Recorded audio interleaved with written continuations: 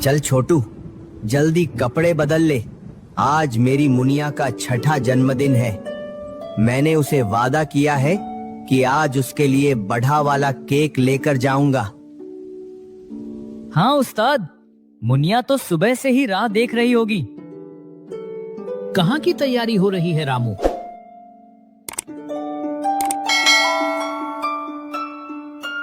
सेठ जी, छुट्टी का टाइम हो गया है। आज बिटिया का जन्मदिन है तो घर जल्दी जाना था। जन्मदिन तो हर साल आएगा। काली पहाड़ी वाले कारखाने से बाबू साहब का फोन आया है। उन्हें अभी के अभी एक फुल टैंकर पानी चाहिए, तो तू ये गाड़ी लेकर अभी निकलेगा। सेठ जी, रहम कीजिए, आज तो छोड़ दीजिए। सुबह से 3 चक्कर लगा चुका हूँ और वैसे भी काली पहाड़ी का रास्ता रात में बहुत सुन्ना और खतरनाक रहता है। मुझे बहाने मत सुना रामू। अगर बाबू साहब का काम आज नहीं हुआ तो कल से काम पर मत आना। तुम्हारी इस महीने की पगार भी काट लूंगा। रामू अंदर से टूट गया। पगार कटने का मतलब था मुनिया की स्कूल की फीस रुक जाना। एक गरीब बाप अपने सेठ की जिद के आगे हार गया। ठीक है सेठ जी, मैं जाता हूँ। चल छोटू, गाड़ी निकाल। रामू और छोटू टैंकर में बैठ गए। जैसे ही रामू ने इंजन स्टार्ट किया, अचानक उनके टैंकर के सामने खड़ा एक आवारा कुत्ता बहुत ही अजीब और डरावनी आवाज में रोने लगा। उस्ताद, ये कुत्ता ऐसे क्यों रो रहा है? गांव के बुजुर्ग कहते हैं कि कुत्ता जब रात में रोए तो वो यमराज को देखता है। मुझे तो ये सफर ठीक नहीं लग रहा। चुप कर छोटू, ये सब वहम है। हमें बस पानी उतारना है और वापस आना है। टैंकर धूल उड़ाते हुए काली पहाड़ी वाले रास्ते पर निकल पड़ा। वो रास्ता एकदम सुनसान था। दोनों तरफ सूखे और मरे हुए पेड़ थे। तभी रामू का फोन बज उठा। उसकी पत्नी का कॉल था।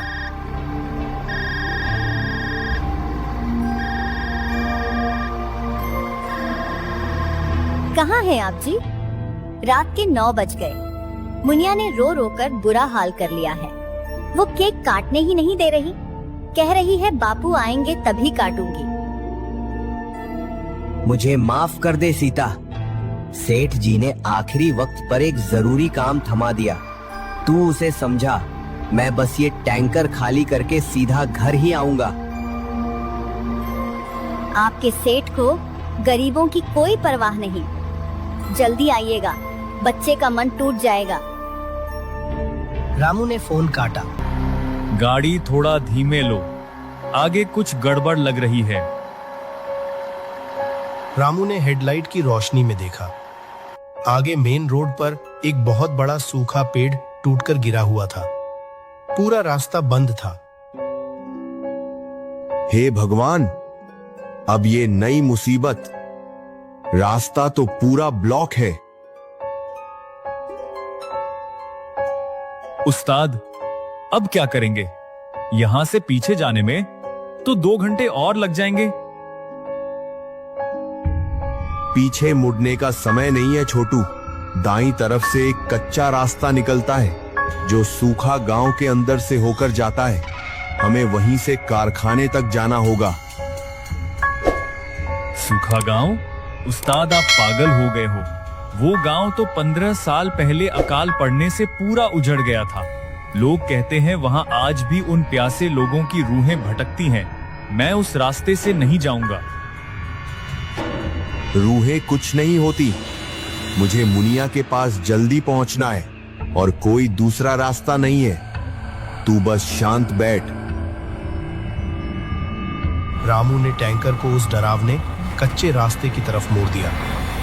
जैसे जैसे वे उस उजड़े हुए सूखे गांव के करीब पहुंच रहे थे, हवा अचानक बहुत ठंडी होने लगी। गर्मियों के मौसम में भी टैंकर के शीशे पर कोहरा जमने लगा था। उस्ताद, मुझे बहुत डर लग रहा है। इंजन की आवाज भी कैसी अजीब सी हो गई है। रामू ने टैंकर को उस डरावने कच्चे रास्ते की तरफ मोड़ दिया। जैसे जैसे वे उस उजड़े हुए सूखे गांव के करीब पहुंच रहे थे, हवा अचानक बहुत ठंडी होने लगी। गर्मियों के मौसम में भी टैंकर के शीशे पर कोहरा जमने लगा था। उस्ताद, मुझे बहुत डर लग रहा है।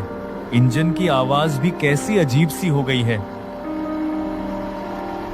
कुछ नहीं है, बस 10 मिनट में ये गांव पार हो जाएगा।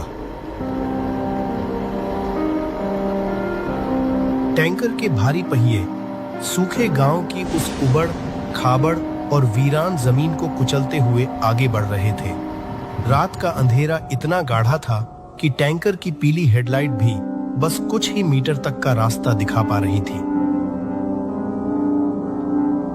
आपने ध्यान दिया, जब से हम इस गांव के खंडहरों में घुसे हैं, एक भी कीड़े या झिंगुर की आवाज नहीं आई है, जैसे यहाँ कोई जिंदा चीज है ही नहीं। तू ज्यादा सोच रहा है छोटू, उजड़ा हुआ गांव है इसीलिए सन्नाटा है। तू बस ये देख कि रास्ता कहीं खत्म ना हो जाए। मुनिया घर पर मेरा इंतजार कर रही है, मुझे बस जल्दी से ये गाड़ी खाली करनी है। रामू ऊपर से भले ही हिम्मत दिखा रहा था, लेकिन अंदर से उसकी भी धड़कनें तेज हो चुकी थीं। डैशबोर्ड की घड़ी रात के 10:30 बजा रही थी। उस्ताद, ये गाड़ी को क्या हो रहा है? पता नहीं यार, लगता है गंदे रास्ते की वजह से